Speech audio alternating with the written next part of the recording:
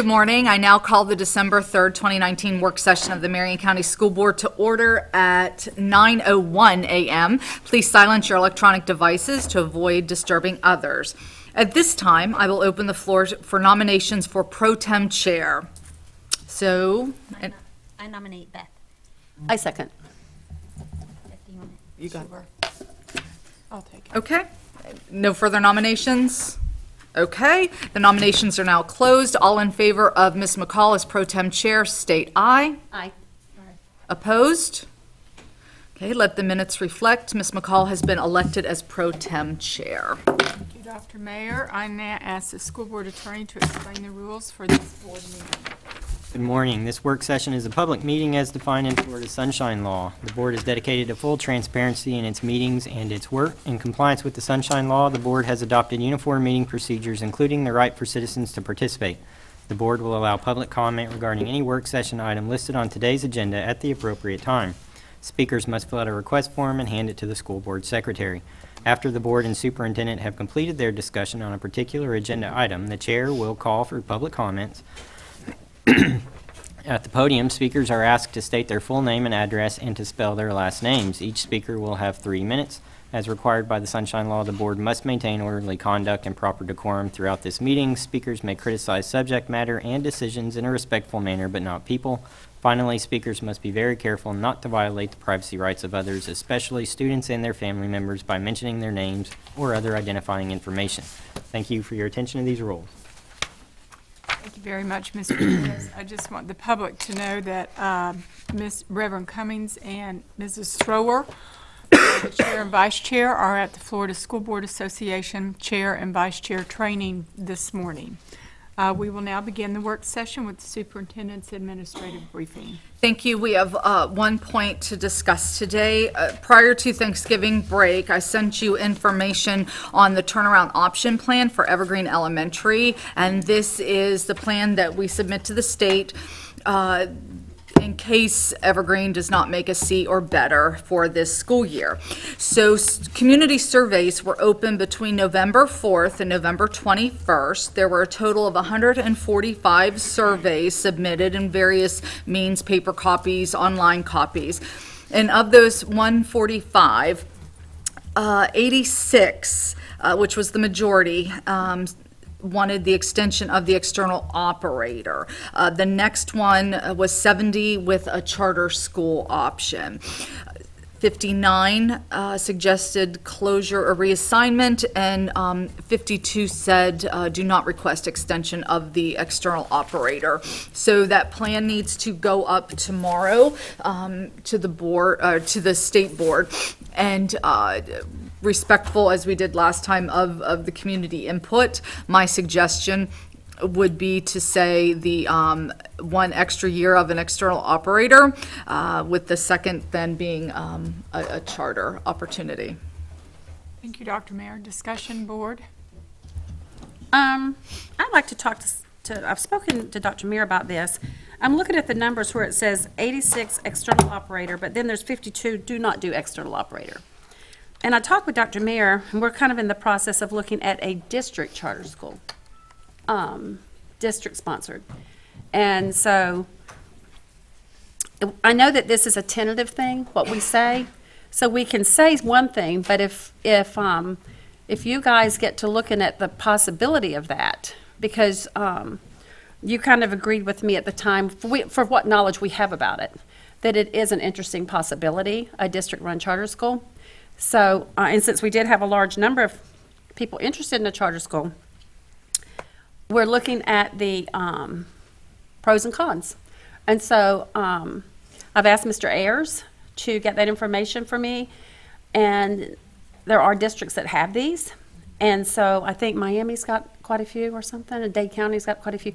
So I'm going to kind of leave that in Dr. Mayor's hands to kind of continue researching for me, and I will vote with whatever the board says today for our tentative plan, but that if we do find that this will work, since there were a large number for charter, and if you took the do not do the external operator and the 86, it's kind of like a tie almost in here.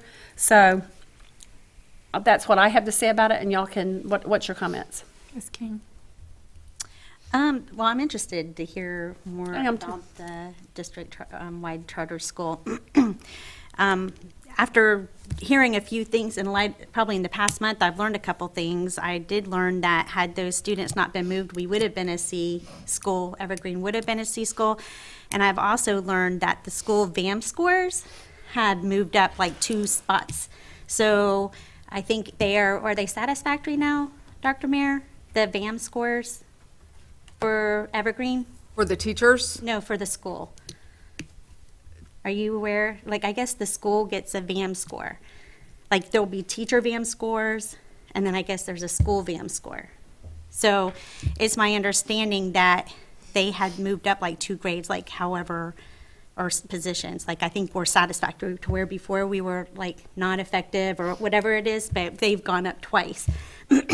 And that was just brought to light like last week or the week before. So I'm kind of looking at Evergreen, wondering what happened, and kind of questioning a little bit like, did we really need a new external operator when I have this information now?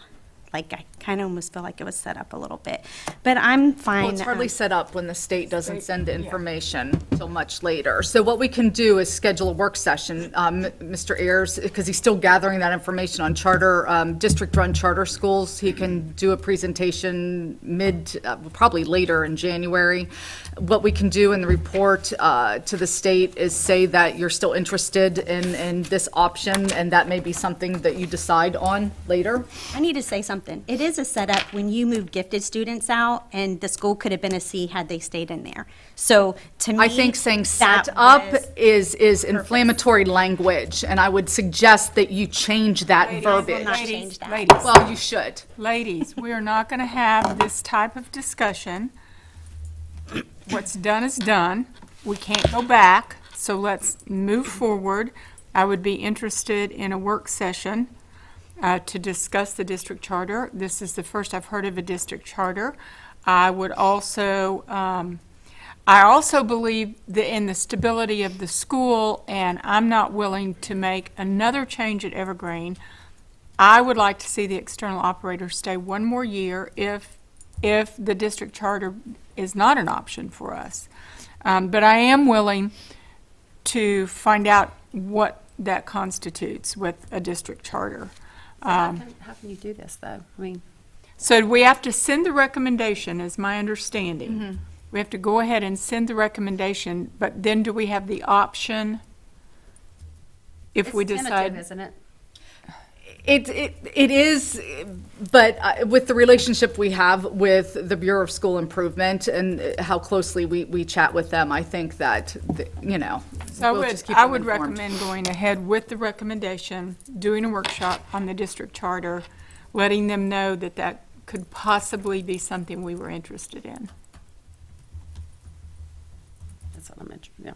So is everybody good with that?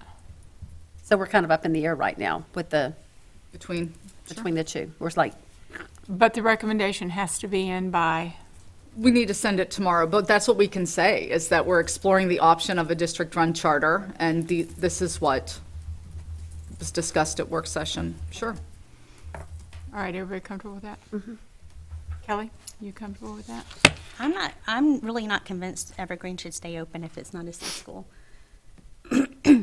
Just for the reason that, again, we are putting $400,000+ this year and we didn't have to.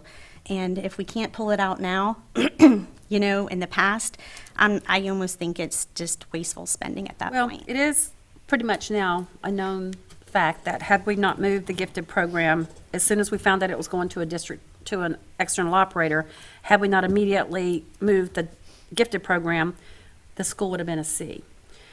So that means we spent a few $100,000 unnecessarily had we just left the program there.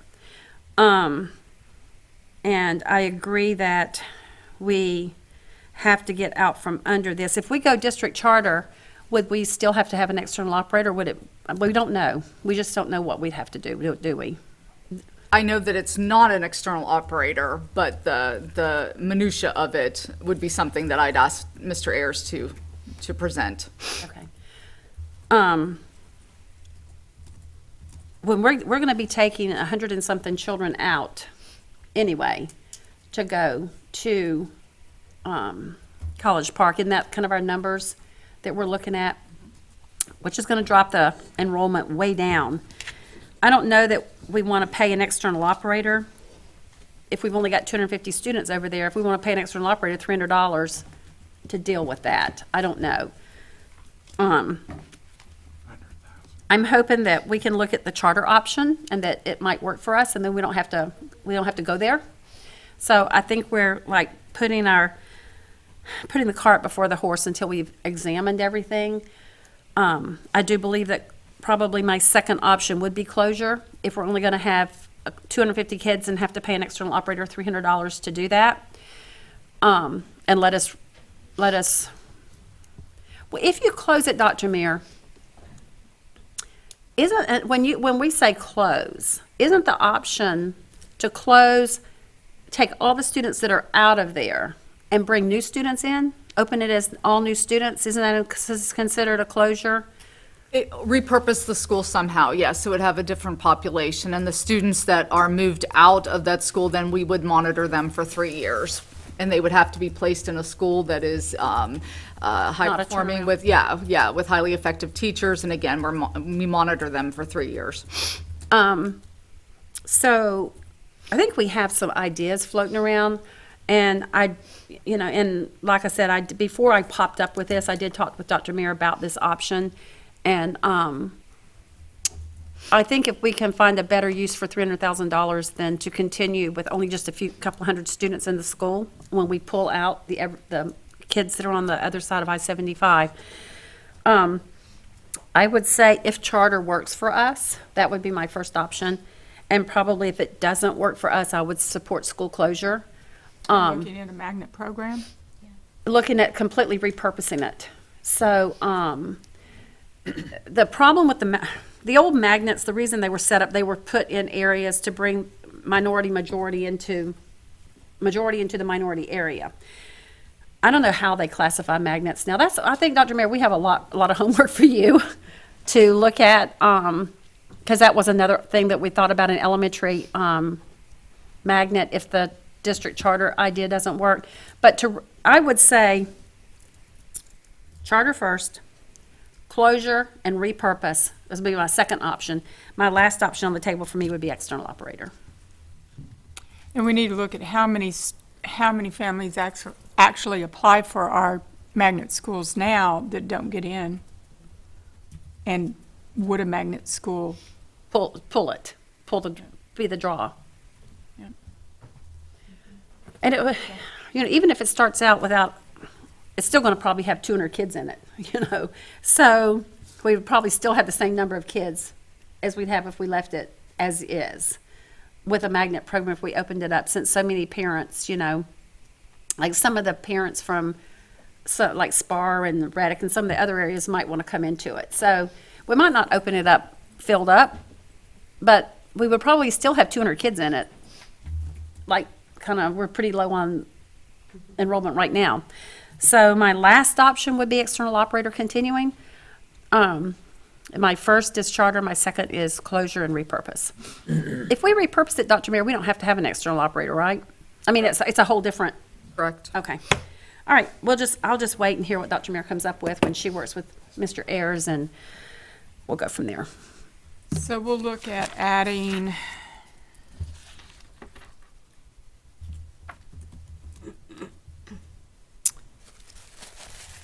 looks like we only have one work session in January unless we want to add another one. Let's add one. We've added third because we'll be at Florida School Board Association Legislature Day. We could add one. Does everybody have their calendar?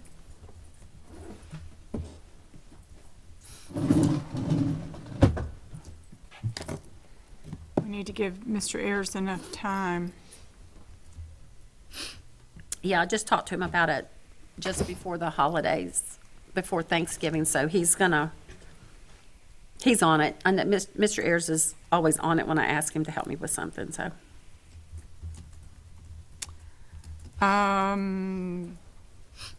We could do either we have a board meeting on the 28th, but we could have a workshop on the 30th if y'all wanted to move it to that. 28th of what, January? Yeah, we will have a school board meeting, that's the 4th. I think we probably need to look at this before that. Is there any way we can scoot something in before that? Because I think Dr. Mayor's got some big plans to make, and I think we need to not run the clock out on this. Well, we could do the week of, we could do the 20th or the 21st. A Monday or a, It's Martin Luther King Day. oh, so school is closed. 21st or 22nd. Now, that would be a school board meeting that night, right? The 21st? No, there is no school board meeting that night. The 22nd. Do you all- 14th and the 28th. Okay, gotcha. I'm counting the wrong day. 22nd? Do you all have a school board meeting? Because I have superintendent meeting that day. That's our FADS winter meeting. On the 14th? No, 22nd.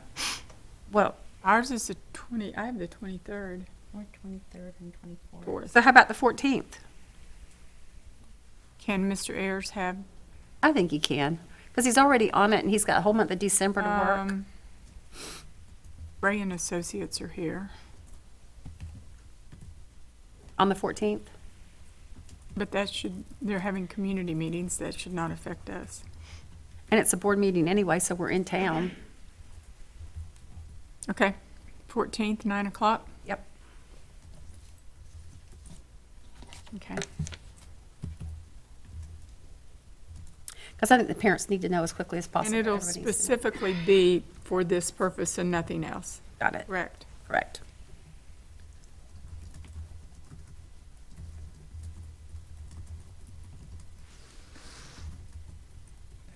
Okay.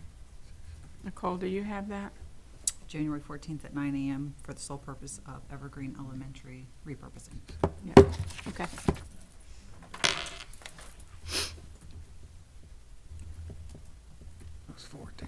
Are you comfortable with this, Dr. Mayor?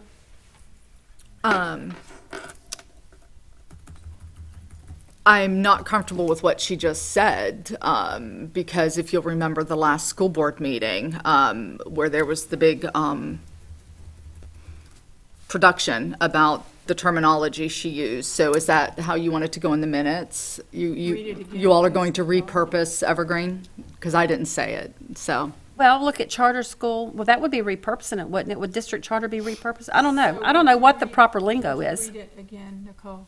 January 14th at 9 a.m. for the sole purpose of Evergreen Elementary repurposing. I can change. I that would to just say options. for Evergreen Elementary options.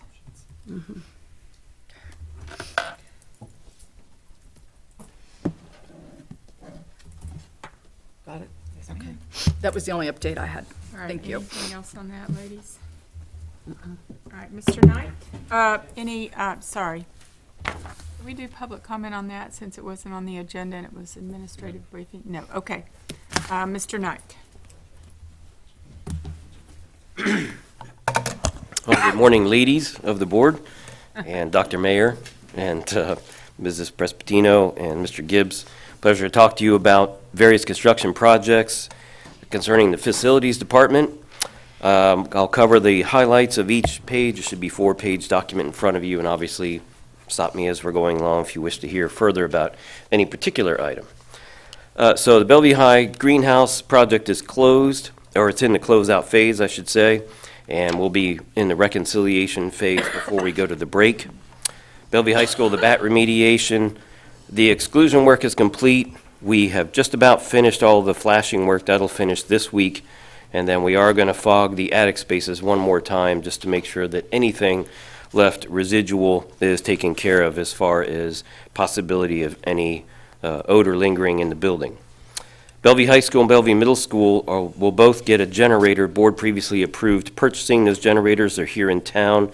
We'll be doing the work over the winter break. And just literally a day after the students return at the high school, that generator will be put in operation and be ready to go. The middle school will lag about 30 days behind it, just because the same crew is moving from one school to the next. So there'll be a little bit of a delay in the hookup. But otherwise, both schools will have their generators installed before I believe the 4 10-hour workday week, rather, for President's Week. Let's move over to the next page. Bellevue Santos Elementary School is going to have a couple of air handlers replaced. We're working with the engineers now to solidify the scope of work. We've already walked it with our maintenance folks and got a pretty good feel for it, so we're working with the engineers now to fine-tune the scope before we begin design, probably just before we go to break. At the Booster Stadium facility, the CDL program has now taken occupancy of that site. It is complete, and we're in the closeout phase in terms of paperwork, and then we'll move into the reconciliation phase just before winter break. The Central Warehouse project is a roof replacement. That one is on hold pending outcome of what the district decides to do or the board decides to do with warehouse space and future district offices. Regarding the district-wide security, we have just about used up all the money from the first grant. There is a second grant valued at $704,000 that has come to the district, and there are 3 priority schools there based on the safety assessment. Those will be our next priorities, but the ones that we have completed or in the process of completing are Forest High, Lakeware High, Vanguard High, Dunellen High, and Bellevue High are all complete. North Marion High School is actually better than 40% complete and should be complete just about time the students return from break. There's the longest lead items on those are the gates that have to be made specifically for the openings that they cover. At district-wide storage, the sign and seal drawings have been approved. The project's in the pricing mode, and eventually we'll be seeking board action on that project. Then on high school, the air handler replacement project, the bulk of the work is going to start in late spring next year. We have a package coming to the board for the purchase of the chill water systems so we can get them by the end of March, which allows the contractor to go ahead and set them up even before the school is out for summer session. We'll be coming with a second package to buy the air handlers, which are the main air conditioning units throughout the school, again, just because of the long lead item. Those things take a long time to manufacture, but the bulk of the work is going to be done in the summer of 2020, just not near enough time during the winter break or spring break to make much of an impact because we have to keep the current system running and build a brand new system right next to it. But phase 2 drawings have been received or in review. We should have the construction set by the time we get back from the winter break, and then we'll have the final pricing to the board shortly after that, so we'll capture all the labor costs associated with it and be ready in time to start work in probably mid-May before the kids are actually gone. Move over to the third page. Dunellen Middle School re-roof covered walks.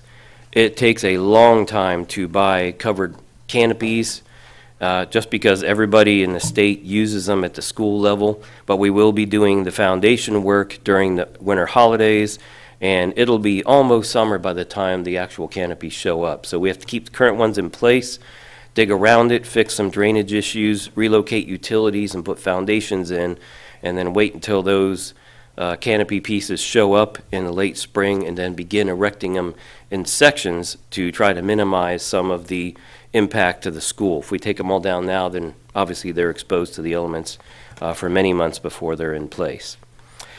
Evergreen Elementary School, we previously did the cooling tower replacement and the piping replacement, and next summer we'll be doing the replacement of all the main air handlers in the system, which will complete the retrofit at Evergreen Elementary School.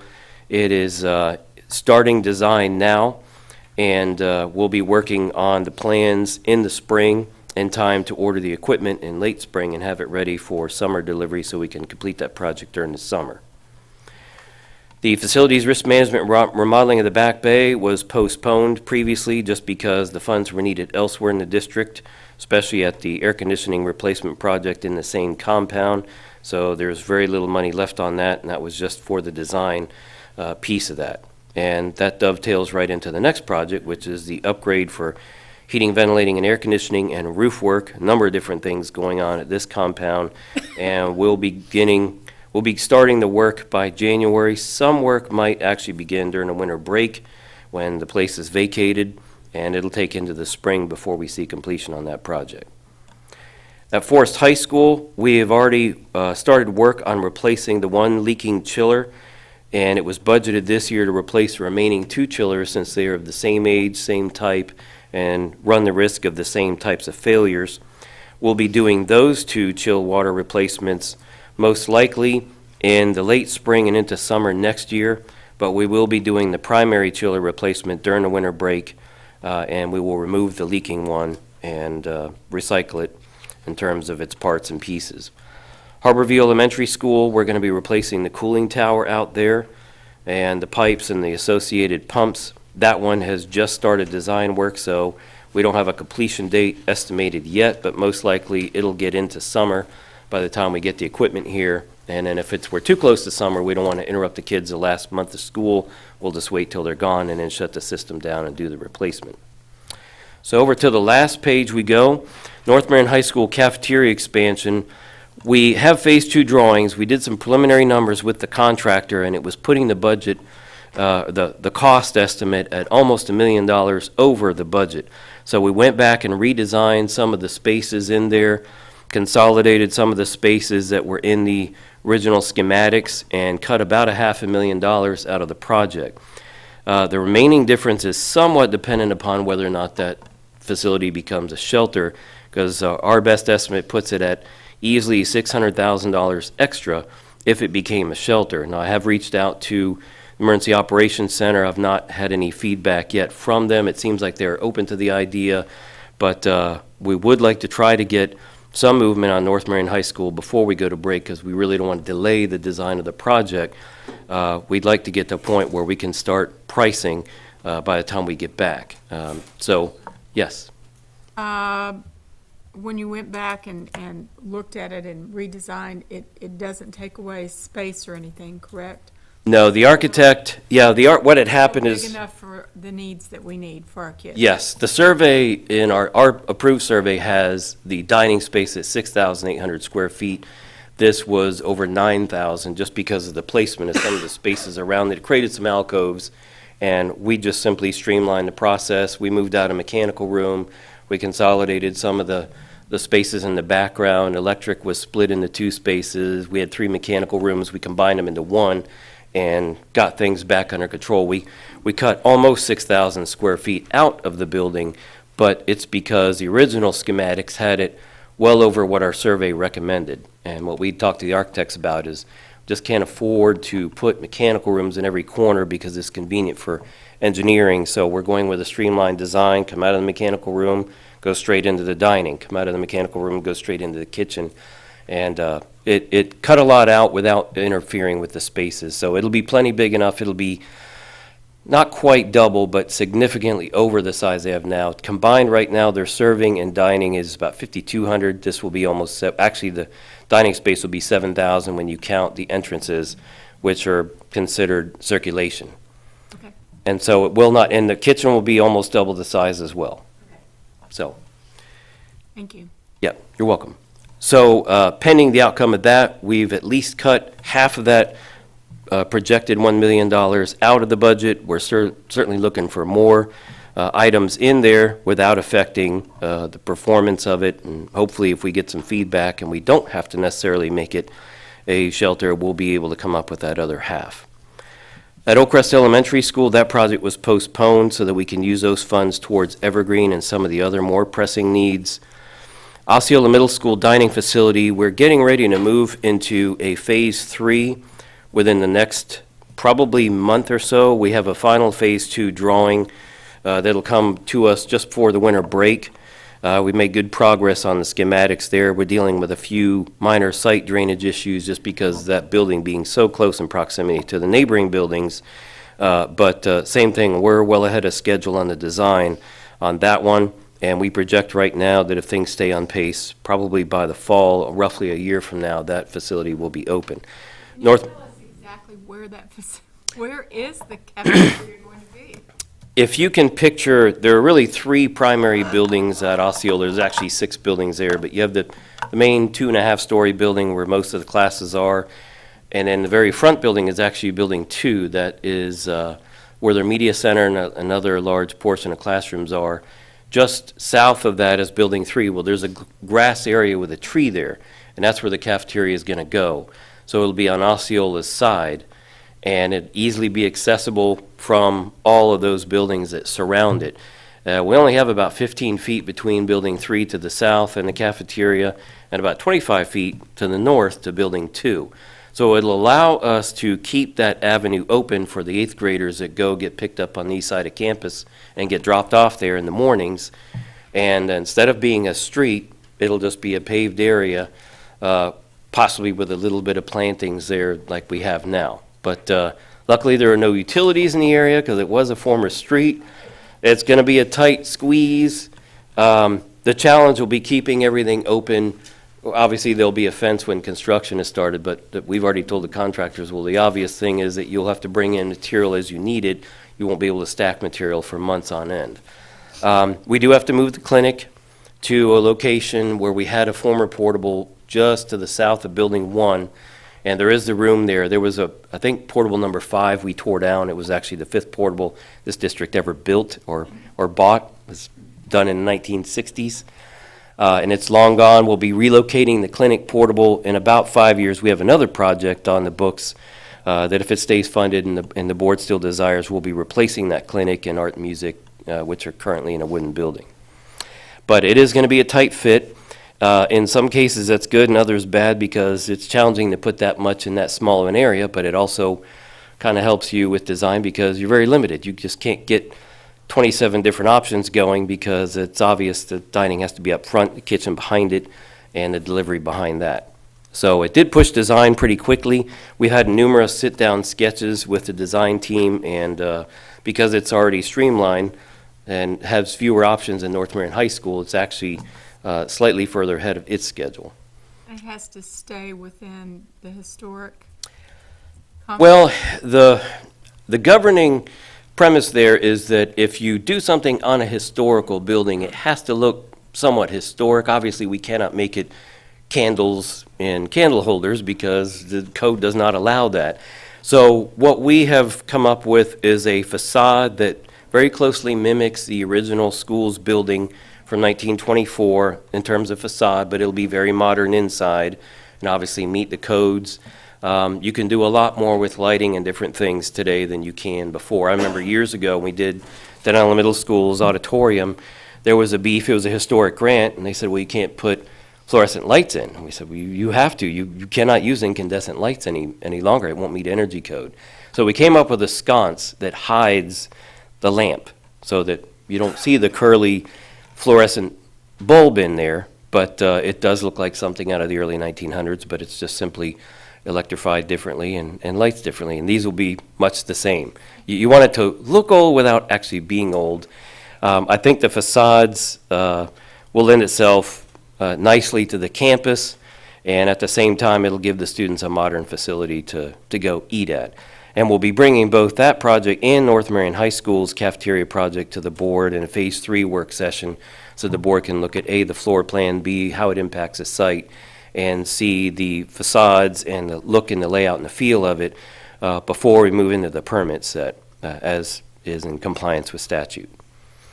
So, some exciting stuff coming. Waimea Park is complete. We're moving into the reconciliation phase. The last piece there was the fencing and relocation of a marquee sign. That's done. It's simply still on the list because we haven't sat down with finance to figure out where, if anywhere, we move that money, the leftover money, to. Most of it was paid for by impact fees, so should be pretty easy because it'll simply go back to the impact fee pot.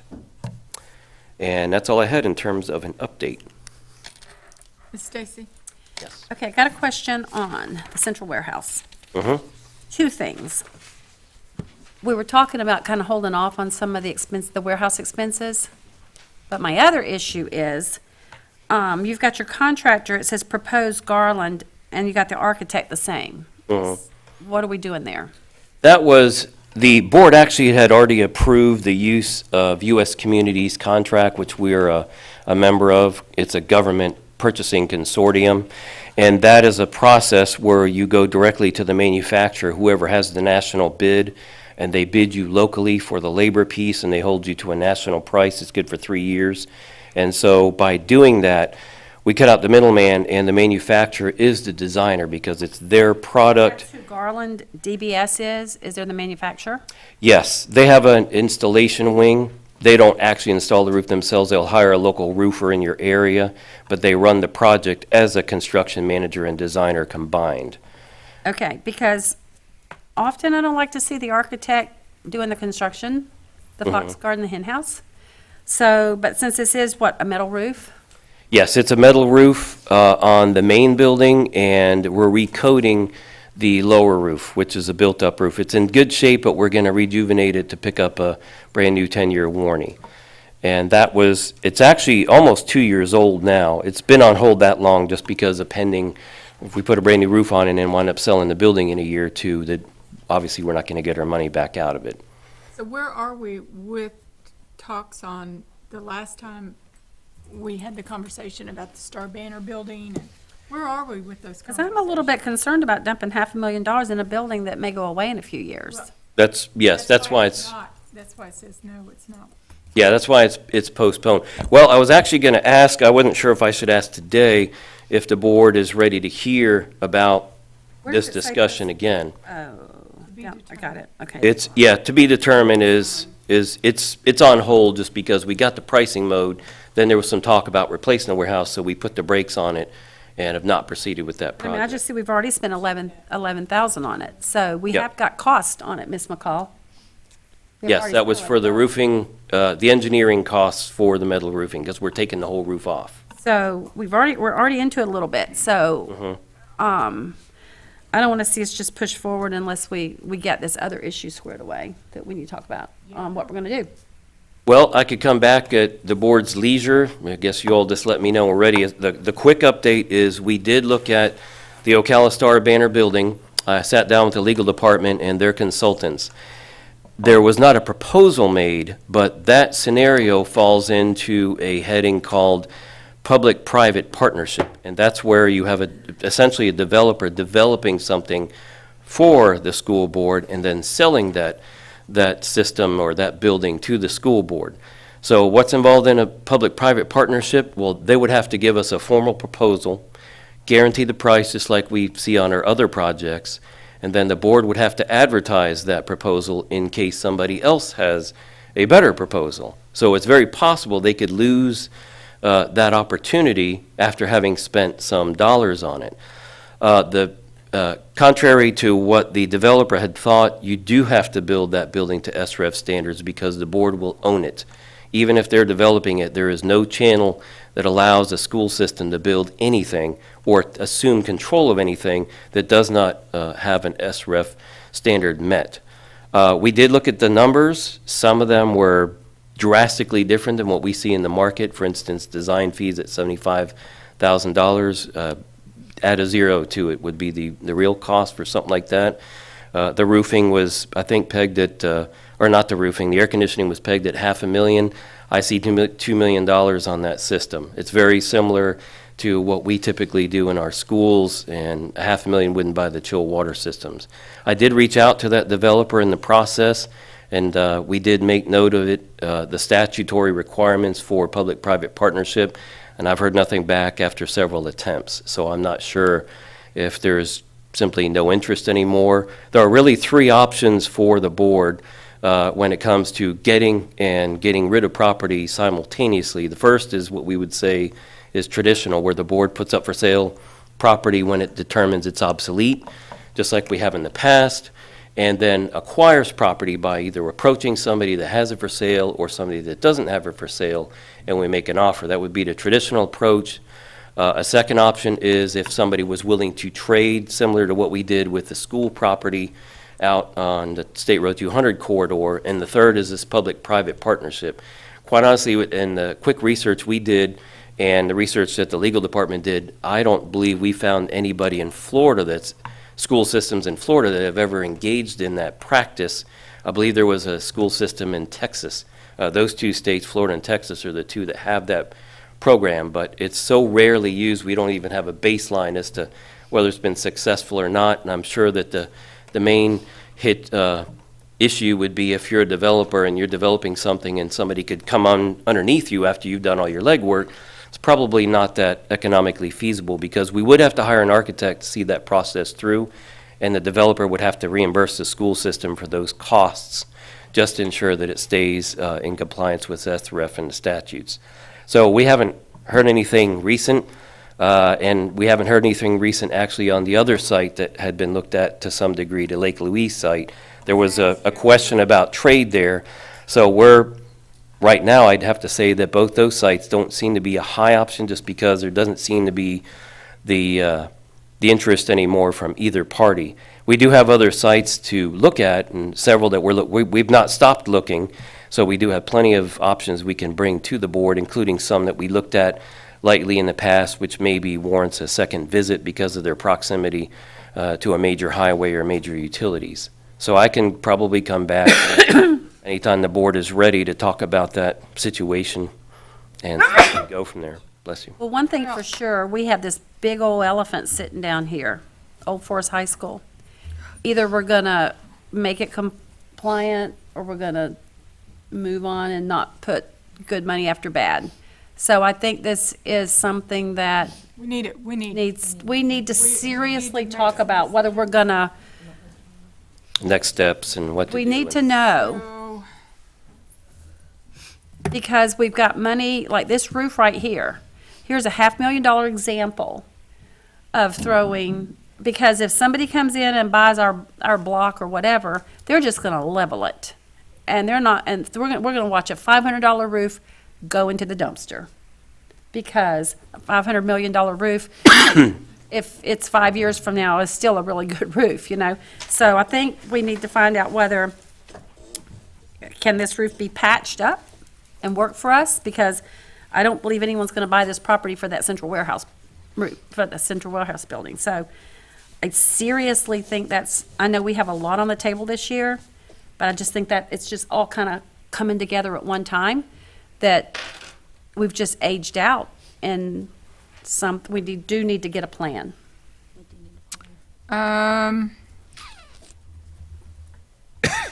Well, I said we would only do the Evergreen on January 14th, but maybe we ought to add this to the agenda too.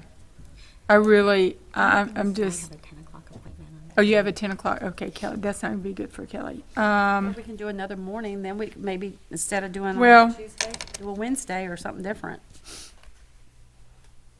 I mean, I can work on Wednesdays and Mondays.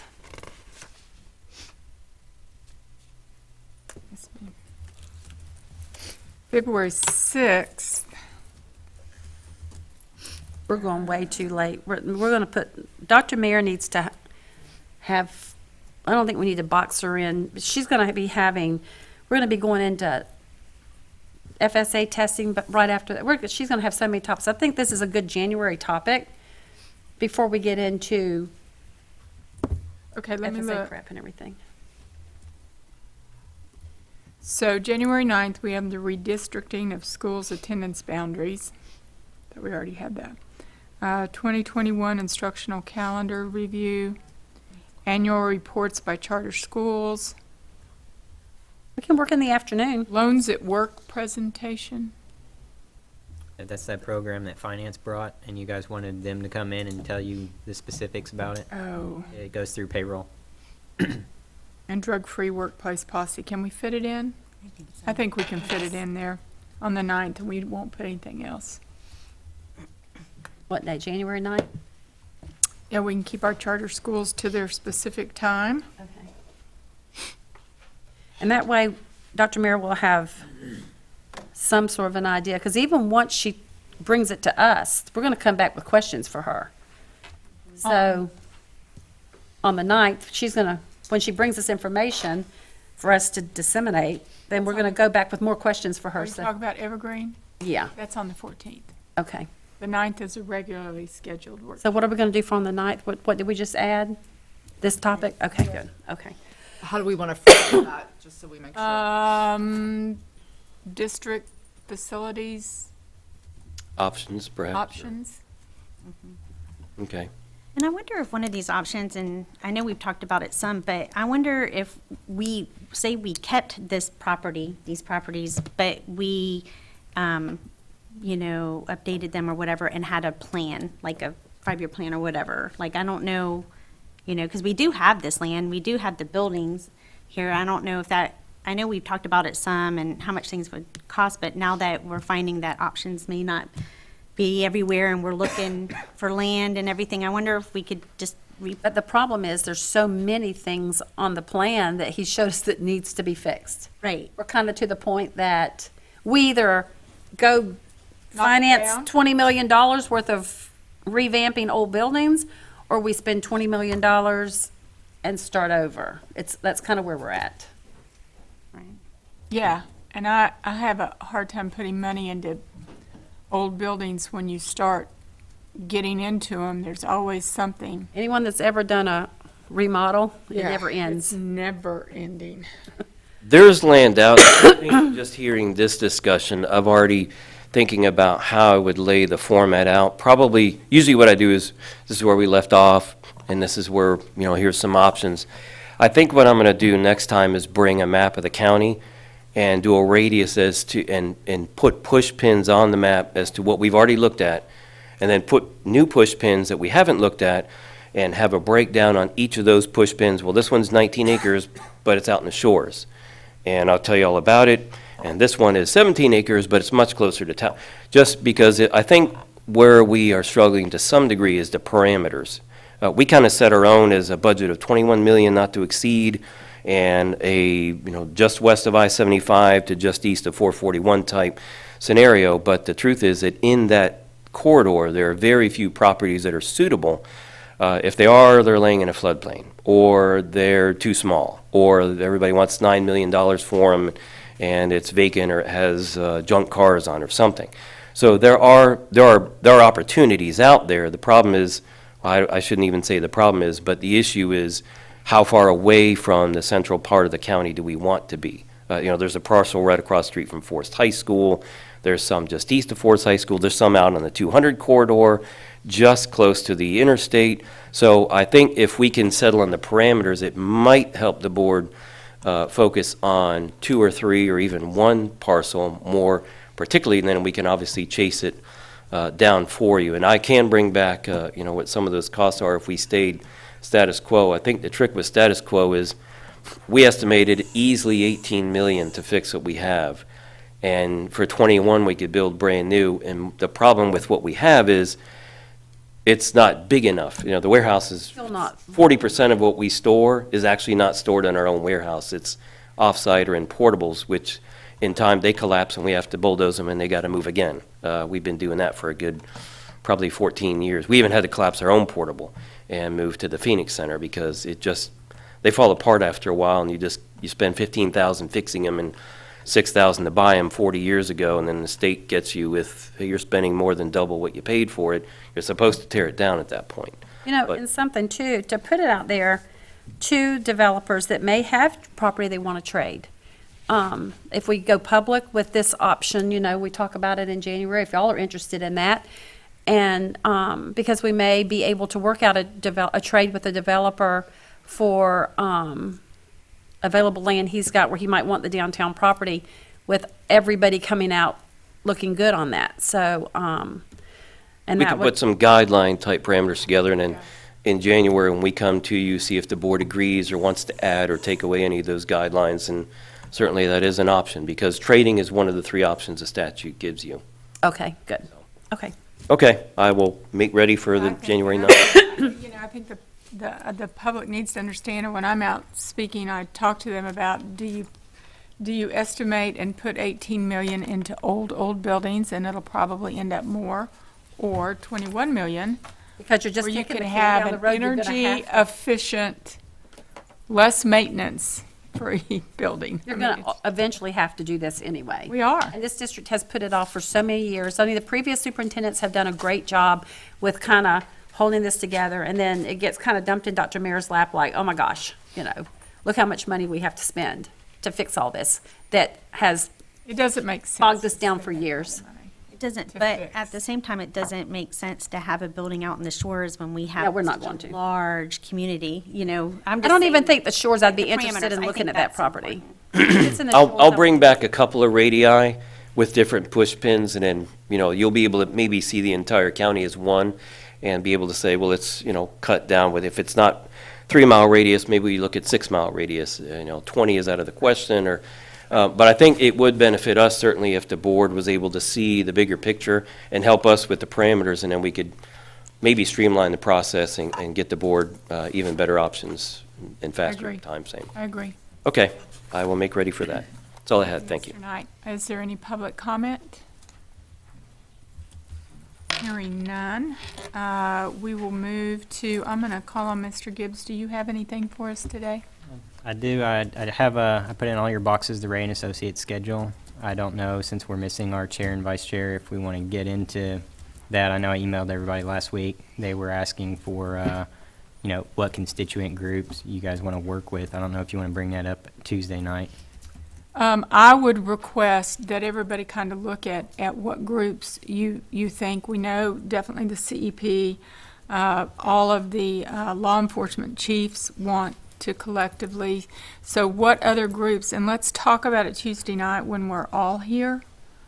And then, because we need to make decisions on getting space, getting information out, the community meetings, those are really important, so we've got to be sure we've got spaces and good information on that. So are y'all in agreement that maybe we'll spend a little time Tuesday night? Okay. And then the other news, as everybody knows now, I have been chosen as the general counsel for Brevard Public Schools. So Congratulations. thank you. As the board agreed, they wanted me to start January 6th. The board has consented to that, so I will be wrapping up. Suzanne Green is here and is transitioning again to fill in as the board's interim. So Excellent. I don't know if, again, I didn't know the chair and vice chair were going to be gone for this discussion on how you guys want to proceed, for the next year, or just go out immediately and advertise. That might be a discussion you guys want to have again on Tuesday night with the full board. I think since Ms. Green has agreed to be the interim, that we wait and have that discussion with the full board. Oh, definitely. And Ms. Green's here to keep just get acclimated what's going on, what the board's doing, and she'll be here Tuesday night as well. So if there are any questions, she'll be available. Okay. All right? Just for fun, I'd like to throw something out there for y'all to think about, just for fun. As we move into things, and looking at how Alachua operates, we might want to think about a staff attorney instead of a school board attorney and outsource the school board attorney. We just need the school board attorney to come in and sit through meetings and handle special issues for us.